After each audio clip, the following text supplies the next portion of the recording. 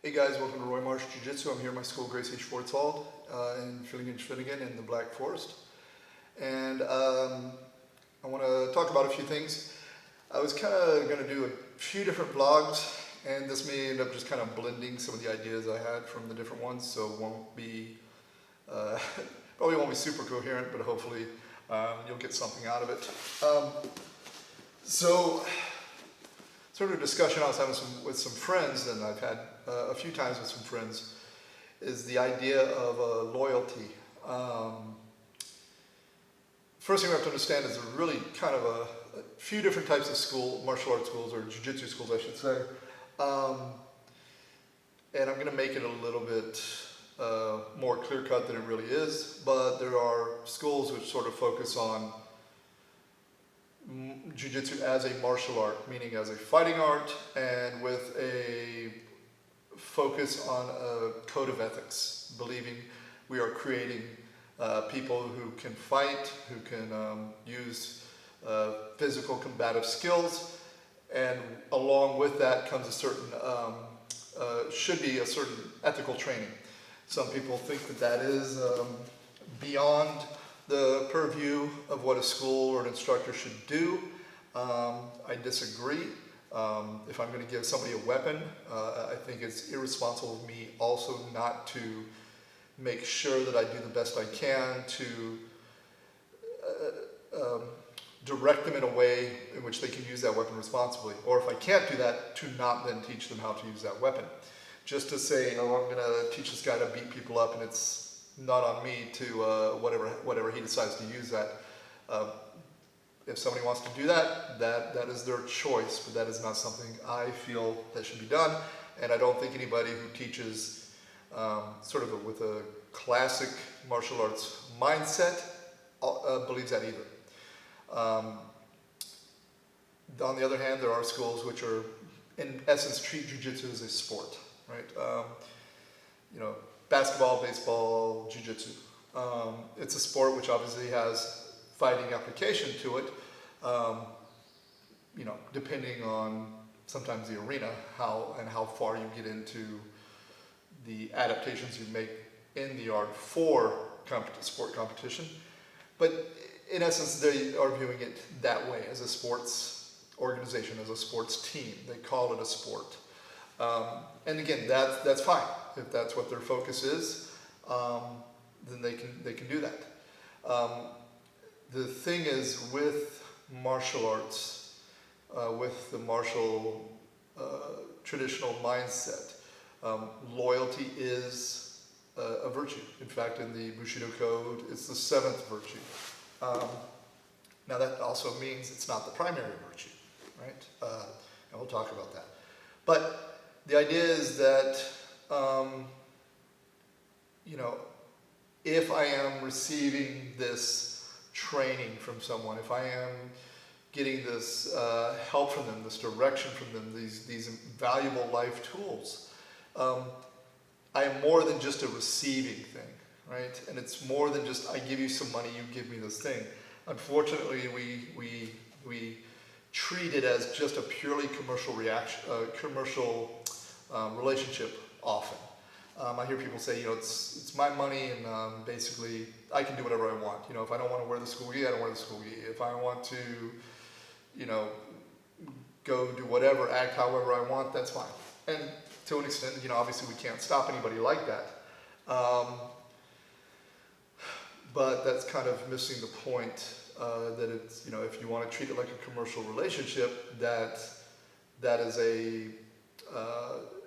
that's sort of a bottomless hole. Right? If you're only treating it as a commercial relationship, then as an instructor, I'm only going to treat it as a commercial relationship, which means, you know, at the end of class, if you ask me, hey, you know, can you help me with this move? Well, you know, pay me some money. Or, hey, you know, I'm going to compete this weekend. Can you come there and coach me? Hey, pay me this money. You know, and that gets into a really, I think, an ugly and unfortunate circumstance where everything is monetized. Now, you know, jiu-jitsu instructors, despite what you might read on some of these jiu-jitsu forums where people whine about actually having to pay for class, I don't know a jiu-jitsu instructor out there beyond maybe some really big name ones that make a lot of money. most of the jiu-jitsu instructors I know drive, crap cars. They're barely getting by. So this idea that they're rolling in money and is just a fallacy, but that's a topic for another time. But the sort of sport competition mindset can be very good, right? Obviously, being a part of a team is something that should be taught in good sports, but there's also a sort of a selfishness that can often come in sports as well, where people say, this is about me. I got to do what I got to do to get to the very top. And if that means I got to screw people over, then so be it. It's all about me getting to the top. And that for me is a very unfortunate mindset. And it's one that, in my personal interactions, I haven't had to deal with too often, but I've certainly seen a lot in the community. So you'll have guys, for instance, jumping from team to team to team. The idea is, hey, it's my money. I get what I want wherever I want. And again, it is their money, they can do that. But the problem with that for me is it's a really selfish mindset, and it's a very greedy mindset. Meaning, if you come to my academy and you train here for 2 years, 3 years, and then you decide to leave, you go, hey, I got to do whatever I got to do to get better. Basically what you're doing is what none of my other students have done. My other students were here, they took the time to take the new guy in, sit with him, train him, roll with him, work with him, befriend him. And what this person is saying, well, all the things they did for me, I'm not going to stick around and do for the next group. It's about me. So they maybe gave to me out of their own time and effort, but I'm not going to do that. And I find that really sad and kind of disgusting. Plus, in my mind, in my experience, when somebody jumps to another team and they say something like, well, I need to go there, the training's better, or I need, I'm not winning, so obviously the training isn't good, I got to go somewhere else. In my experience, by and large, when somebody does that, they're never the best person at their gym. In fact, they're usually getting smashed at their gym, and they go to another gym, maybe because it's actually a little bit easier there. I've known a lot of guys who've said that, I need better training, they go to the other gym, they immediately get promoted, where they weren't going to get promoted at their original gym for a long time. Or they go to a tournament and they're winning and then they lose. And what they do is they say, well, I lost. The problem couldn't have been me. It had to be my instruction. It had to be my training. And again, that's kind of a pretty egocentric thing to say. Now, I'm not saying there aren't times that's not true, right? All of these do happen and can happen where you go to a gym and the training isn't up to par.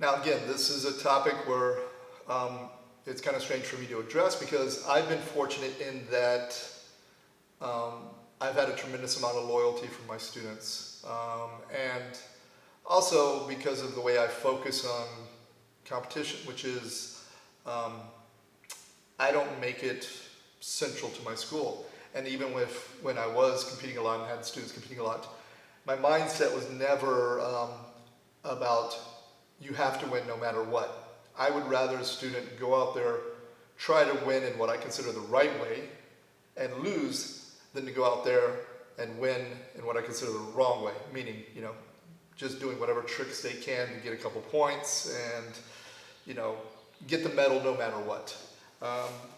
As I told a student one time, no piece of metal is worth your honor. I want them to represent the way we do our jiu-jitsu on the mat, in the cage, in the street, and and in the tournaments. And the difference between all of those shouldn't be that great. If the style you would use in self-defense, or in MMA, self-defense, combatives should not be completely separate from each other, where they're almost like different arts. If I go to a tournament, I'm going to want to take you down, dominate position, get the finish. If we're in an MMA fight, same thing. If we're in a street fight, same thing. But again, it is something, sometimes I'll have these discussions and I'll have a bunch of people jump, on my throat, hey, don't tell me what to do, I can do whatever I want, I need to jump from gym to gym. And that's the funny part, is most of the people who attack this idea of loyalty have been to 5, 6, 7 gyms, and it's kind of always, the grass is always greener. They're always looking for that one gym that's going to bring out the true hidden potential in them. When the truth of the matter is, if you have true hidden potential, almost any gym will bring it out if you're willing to work. If you're not willing to work, it doesn't matter who's coaching you. I always tell the story of a friend of mine. I saw a post, sort of same thing, the guy saying, oh, he needs to really find the right gym for him to bring him out. There was a guy who'd been bouncing around from gym to gym in California and was then saying, well, I'm going to move out to train at Lloyd Irvin's because that's the medal chasers. Those guys are going to get me to the next level. And the funny part was, at the time, my friend told me the guy was a white belt and he was at Cabrini school. So that kind of a self-delusion is ridiculous. So, you're saying Cabrini can't teach, you, a white belt, what you need. You got to find a guy who's better than him. So that goes into the idea of, is it okay to leave a school or to jump from school to school? Yes, absolutely. If there is a legitimate reason for it, okay? Every school has its focus, right? Now again, a lot of them are going to be more focused on, in my experience these days, on competition and that style of Jiu-Jitsu. But if that's what you want, then, and you're at a school that, say, does not focus on that, then yeah, I would say, okay, your goal is you want to be, an IBJJF champion. You can talk to your instructor, say, look, I really don't feel that style is working for me. I have competed a fair amount, and I've coached a lot of competitors. But I was never really passionate about tournament strategy, tournament mindset, rules minutia, hey, if you get this, you get an advantage here, and then if you put yourself in this position, he can't get that advantage back. I didn't care about any of that. I generally told my students, go out there, take them down, or get the sweep, take them down, pass, submit. The points will come if you do all that right. But there are some coaches, some I know that I'm good friends with, they're fantastic at that stuff. And if that's what you need, absolutely. If you need that tournament strategy, my friend Drew Goldberg, great mind for tournament strategy, great tournament competitor, can talk to you about how to think about it, how to feel about it. I have immense respect for that. It's just not something I do. And so if that's what you wanted in a gym, then you wouldn't be happy at a gym, say, that I was teaching at. If you wanted, somebody teaching more focused on self-defense or real world type thing, and you were at a gym where, every move the coach taught, he finished with, and this is 3 points, or this is 4 points, and this is 2 points, and this is, get your grip, pull guard, do this. Here it's 5-minute round because the tournament is 5-minute round. Then, and you said, look, I don't feel like I'm learning to actually really defend myself against what I think I might have to deal with in a street. Yeah, you're more than fair to go and switch gyms. Find one that works. Lastly, if the instructor or the environment is bad. Something I focus on heavily with my gyms is having a very friendly, safe, fun environment, and if you came in and you're like, man, I really want just an intense, hardcore, no laughs environment, you're not going to be happy in my gym. Or conversely, if you go to a gym and it's, a lot of politics and a lot of cliques and a lot of trash talking, and you just don't want that, you don't need that in your life, then yeah, you can say, look, I'm not happy here. Or the instructor's bad, he doesn't talk to you, he doesn't know your name, he doesn't roll with students, he doesn't, or if he does roll, he injures students, or he doesn't give them a chance to work, maybe the instruction is bad, then yeah, you can absolutely leave that. So I think, 1 or 2 times in a career, a jiu-jitsu career, if you had to move and you had legitimate reasons, yeah, But if it's somebody who's switched teams 7, 8 times out of 4 years, no, I don't see any possibility that there are legitimate reasons for that. That's just a lack of loyalty or a complete selfish mindset. And again, if you are the type of person who says, loyalty doesn't matter, I'm proud to be a Creonte because I got to do whatever I got to do for me, that's fine. The only thing I would say is have the courage when you sign up to a gym to say, look, I'm not going to give back at all. I'm not going to contribute at all. If I find better training somewhere else, I'm going to split. Because, deal with the consequences of how much effort the coach is going to put into you, the other teammates are going to put into you. I've been on the same team since I was a white belt, since the day I started. Now, I got lucky. I found the team that really fit me. They were, crazy, fun, hard training, old school, everything I needed and wanted in martial art.